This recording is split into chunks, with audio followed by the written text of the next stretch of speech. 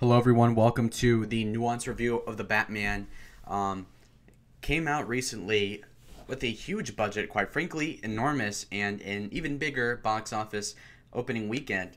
A lot of people have a lot of positive things to say about this movie, and I, for one, am another one of those. A lot of people are being contrarian, including Ben Shapiro, on this movie. And quite frankly, stop being annoying about it, okay? I think the movie was good. It was, in fact, Kino. I would certify it Kino. I would certify it probably somewhere along an 8 out of 10. It was great.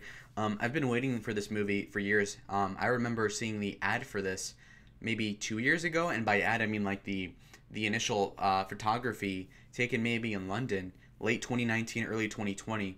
Of course, the whole Corona thing slowed it down in terms of production, and that must have been a pain in the ass. But again, it's a great movie. We have a cast that is pretty well benched. I like it. Robert Pattinson is Batman. I think he's a good cast. Um, Obviously, he's infamous for Twilight. The girls love him. I personally like Twilight. Controversial take for a straight guy to say that, but I mean, it's very much the case. Anyway, he was great in the movie, series, and part of the attributes of Edward from Twilight was him being moody, kind of not sulking, but definitely like, don't look at me, don't talk to me, stuff like that, kind of looking away. And this definitely fulfills that role insofar as he is brooding, he is emotional, he's got this aura of, like, I've seen some shit. And the casting was done perfectly in terms of Batman. Obviously this isn't an old Batman, this is not Ben Affleck, this is completely different. He's also not the beginning Batman. This guy has been around for years. He's not a veteran, but he's definitely not a rookie. As Drake said, I'm not washed, but I'm not new. Okay, that is very much what's happening here. Um, Robert Pattinson is 17 years older than me to the day. He is 35, I believe, and he, I think, is the right age for Batman. So in terms of build, and I look into this a lot. Obviously, we have a white guy, right? 6'2", okay.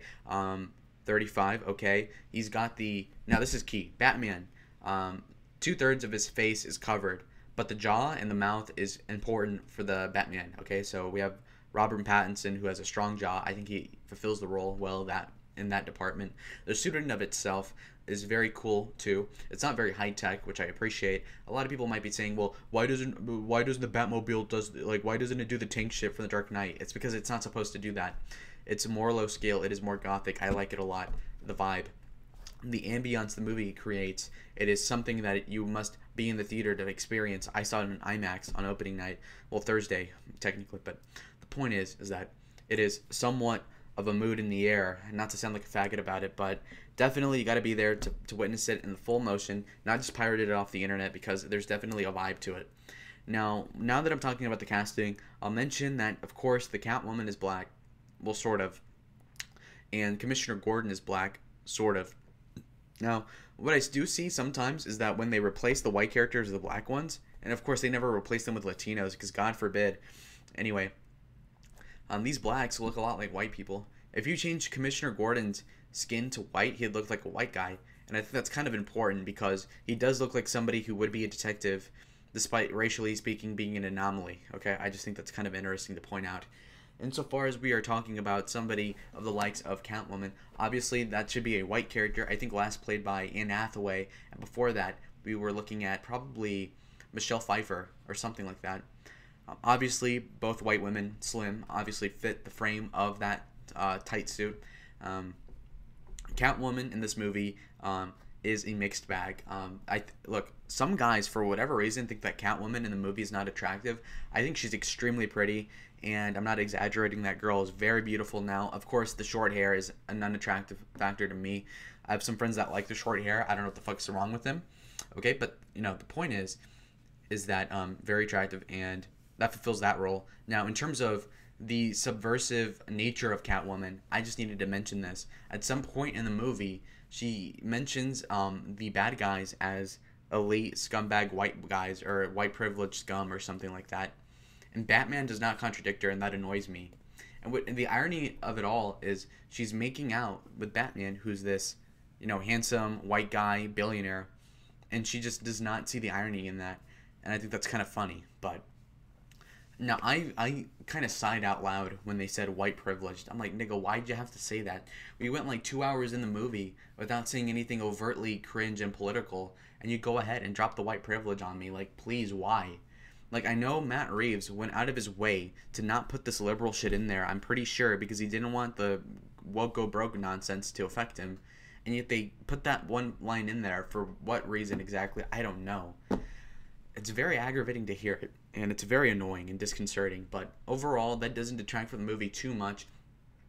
Anyway, we of course have another racial subtext that I'm reading into it now that I think more politically, and that is that the white mayor gets killed, and he's corrupt. Then you have this black woman progressive who gets sniped at, shot with a sniper rifle twice, and somehow survives and is healthy enough the next day to make a speech, which is complete bullshit that would never happen in real life.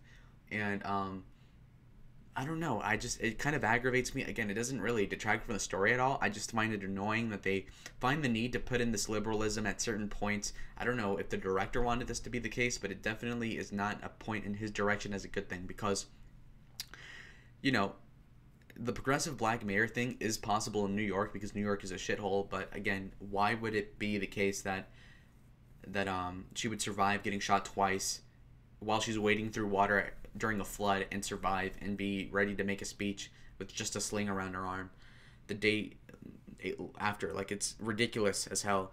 And even Batman almost got killed by getting shot with a shotgun because it definitely kind of froze him up, you know? Like, it's Batman seems more human than that Black Mirror did, which is annoying. Now, another thing that I'm looking into is the narrative of like the girl power, yet Batman easily overpowers her in the movie, and it's even kind of sexual the way he pins her down on the table and like keeps her mouth closed while she's, you know, during that passport scene at the beginning. And so I kind of like that insofar as they're not letting Catwoman be powerful. It is clear that most of her power is just her seducing men. It's not her kicking ass at all, really. It's just her kind of being pretty and being a little bit manipulative, which is pretty realistic in my opinion, honestly. Batman, for whatever reason, wears this kind of eyeshadow. Now, I don't read that as being gay. I just kind of think it's kind of like going with the whole moody aesthetic of this brooding nature, and it's hard to articulate the attraction that people feel towards it, but I definitely feel it as something that is becoming popular, of not necessarily Batman being attractive because he's an e-boy or some like effeminate guy, but because he does have this like broodiness, and I don't know, girls like that, but it kind of enhances the movie's popularity with normal people, which I guess is fine. But Batman has very little dialogue in the movie, and it's something that you notice towards the beginning for sure. He doesn't linger with his words. He's very, very curt with what he says, and Alfred might have more dialogue than Batman at this point in the movie, which is kind of cool. And there's a lot of cool scenes in the movie as well, insofar as, you know, like when they open the bomb in the package, you know, a lot of stuff like that. The cinematic timing, the way the camera cuts in and out of frames, very accurate, very cool. Now, in terms of the casting, in terms of villains, we have the Penguin. The Penguin is great. He's very vulgar. He definitely feels like a mobster. He's very ugly. I think they got the casting right, just that maybe the nose should be bigger, because I do remember watching the VHS version of a Batman movie made in the 90s where the Penguin was a very fat-nosed individual, very Semitic looking. Now, this guy doesn't have that big of a nose, but whatever. Anyway, the next villain I'm going to be talking about is the Riddler. Of course, I'm going to be spoiling the movie, and if you don't want spoilers, click off now. The Riddler is the main enemy, of course, and his usage in the movie is great. The riddles are good. I think that the action scene surrounding the guy with like the duct tape and the bomb around him is fucking awesome. The letters he leaves Batman are interesting as well. The live streaming nature of the Riddler is realistic, as you know, in modern day that's probably a way that he would convey his message to the city, but it kind of takes me out of it when you're seeing the live chat kind of trolling, which is realistic, I concede, but still kind of takes me out of the ambience, right? Like how threatening could somebody be if he's holding a hostage while there's like emojis in the chat, you know? It kind of takes you out of the situation. But anyway, the Riddler, I'd expect to be a more imposing figure. But no, when he's unmasked and you see who it is. It's like some like 38-year-old incel, like complete baby faced, ugly white loser, and they obviously casted the guy for that reason. And what people aren't self-aware about, and only a couple of my friends have caught on, is that they went out of their way to cast some fucking ugly guy. And it doesn't really hurt my feelings, but like imagine you're an actor who thinks he's actually talented, and it turns out they just casted you as the Riddler because you're the ugliest charismatic guy they could find. It's kind of tragic. And for Robert Pattinson to pose with that guy as if he doesn't know that that's the reason why they casted him. And look, here's the fact. That fucking ugly guy would never be casted as Batman, even if he were the best actor that we've ever seen. Why? Because he's ugly and he doesn't fit the role. So of course they cast an ugly guy, and people subconsciously understand that the Riddler is this ugly loser reject, and that's why he does do these crazy terroristic acts to antagonize the city and Batman in particular. But what people don't tend to connect is that they casted the ugly guy to fulfill that role in people's subconscious as character development about the Riddler. So I don't know. Anyway, moving on. The use of the detective, what is his name? Detective, I don't care anymore. The black guy, he's great. He fulfills the sort of like partner, good cop, bad cop sort of dynamic with Batman. He's definitely a very normal guy. They don't go with that progressive Black Mirror bullshit when it comes to the detective.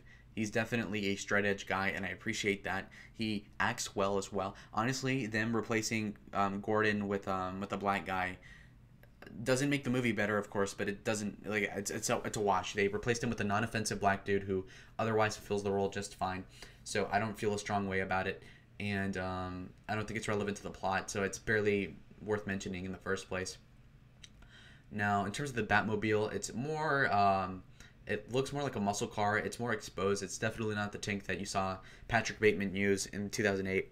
That's a joke. Anyway, so there's a little bit of humor in the movie, but it's sort of realistic insofar as there's humor in tragedy and there's humor in people being nervous and making jokes or quipping. But it's not like this Marvel bullshit where they make jokes every 3 minutes and people are laughing at it with these cheap, like slapstick comedy moments and these sarcastic undertones underlying a lot of emotion in certain Marvel movies. This is nothing like it, and I appreciate that. Now, there's recurring characters that people might look into, like that 8-year-old kid that Batman keeps looking at, and people say that might be Robin. I don't really think so, because chronologically it doesn't make sense. Also, there's people theorizing that the Joker is in this movie, or is going to be in the franchise later. I personally don't feel strongly about that, because obviously, if Joaquin Phoenix is supposed to be a 40-year-old Joker in the 1970s, and this movie takes place in the 2010s or 2020 era, the Joker would probably be like 70 years old in that case, or however old he'd be, maybe 80. Do you really think he'd be the Joker at that point? Obviously not. So unless they're going to rewrite the canon somehow in a weird way, the Joker that we all know and love for now is not going to be there. And obviously Heath Ledger, who's the best Joker in my opinion, is dead as fuck right now. So because of that, I see the Joker position as being kind of vacant. Who's going to be the villain in the next movie? It could be the Penguin plus another person. I don't know, the Scarecrow. Now, at the end of the movie, we see the Riddler locked up in Arkham Asylum with this other guy. What's his name? Arkham Asylum. Was it Harvey Dent? Two-Face. It could be somebody like that. Now, it was played very well in the last franchise under Christopher Nolan. That being Harvey Dent. Really cool character, two-faced, obviously, literally. I hope they include that in the next movie. That'd be really cool. But yeah, now, a criticism I do have of the movie overall is that there's a pacing problem. By pacing, I do mean that the movie goes on for too long, or at least it felt that way. The movie, I was told, was going to be 3 hours. I had no idea until like the day before, because I saw no trailers of the movie, and thank God I didn't, because it felt cooler that way to have everything revealed to me at the same time versus knowing all the leaks prior hand.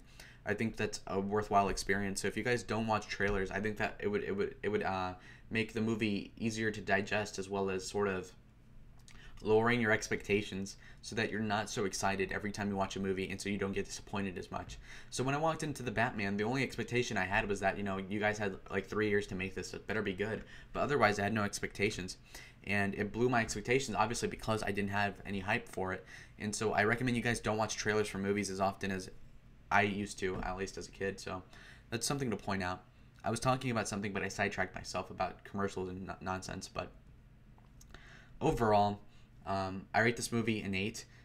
And the pacing is one of the reasons why I don't want to add too much credit to the movie to make it a 9, because I think that it's necessarily drags on the movie too long. You can see that they could definitely, they have so much content in the movie that they could have made it a lot longer, but they wanted to make it digestible, for normal people, and palatable in terms of length. They didn't want to make a Snyder cut of the Batman movie, so instead of having a 4-hour movie with everything in it, they kind of try to put in a lot into 3 hours, and consequentially, I feel like the last 20 minutes of the movie were they went too long.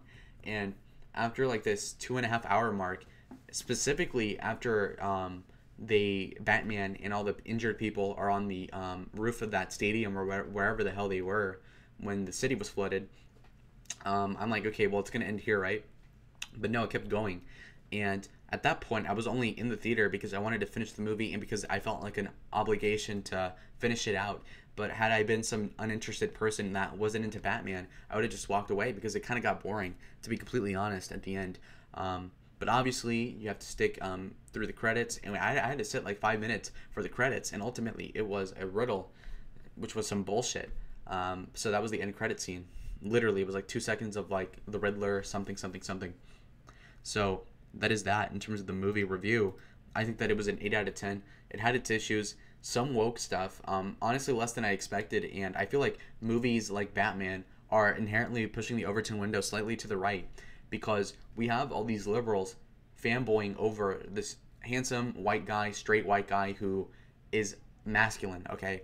And it might seem like pretty like desperate for me to make that as a selling point of the movie, but as we go on with social progressivism, having a white guy in a position of power and being a hero is going to be increasingly rare in the future. And had this been the 30s, had this been 30 years ago, I wouldn't even feel the need to point out that Batman was a white guy. But, in 10 years, they could very well try to make it a black character, and that would be very fucking cringe and liberal. But so I'm kind of taking solace in the fact that we do sort of have these institutional norms of there being sexual tension between Batman and Catwoman. Because in 20 years they could try to make a Glee Batman, a Batman who's to literal fucking Bat Boys and not fucking Catwoman. Or Batwoman. Sorry.